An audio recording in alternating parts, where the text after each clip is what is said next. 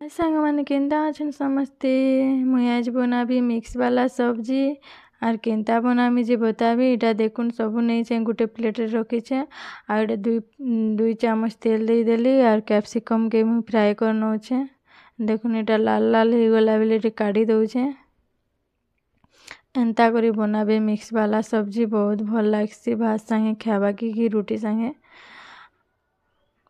आ इटा फूलगोभी के दे दउछे देखुन सबके दे दउछे फूलगोभी के।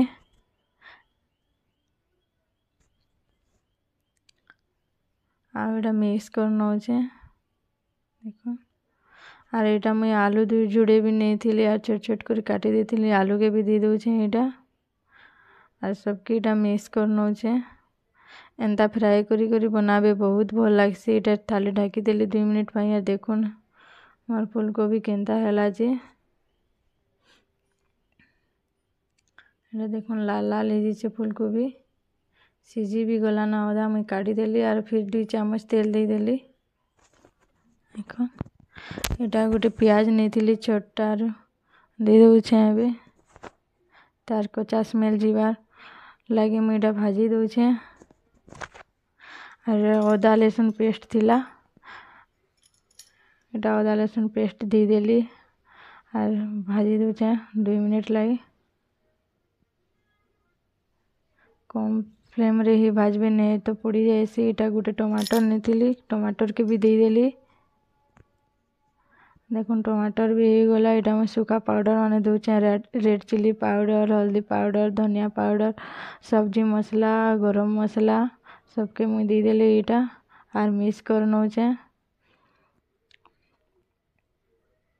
बटा मसला देले भी बहुत भल लागसी मोर पाखे बटा मसला नहीं तीन जे मुई सब सूखा पाउडर के ही देली। देखुन इटा और सूखा पाउडर थिला बेले मुई इटा पेन टिके लगे देली कैथी लागी बेले लटकी जाएसी पुड़ी गले भल नहीं लागे मसलाटा एतिर लागी पेन टिके दे देली और सबके इटा मिक्स करनो छे। देखुन इटा पूरा भल से ही गला बेले इटा सब्जी दे दउछे मोर फ्राई कलाटा आलू गोभी के दे देली। इटा मसला ने मिक्स करनो छे।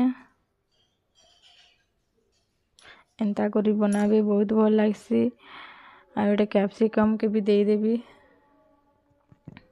और जेन माने मोर चैनल रे नुआ देखुछन मोर वीडियो के प्लीज सब्सक्राइब करबे ओडिया स्वाद के आउ लाइक करबे बेल बटन के प्लीज दबाबे आउ एंता करी बनाबे बहुत भल लागसी।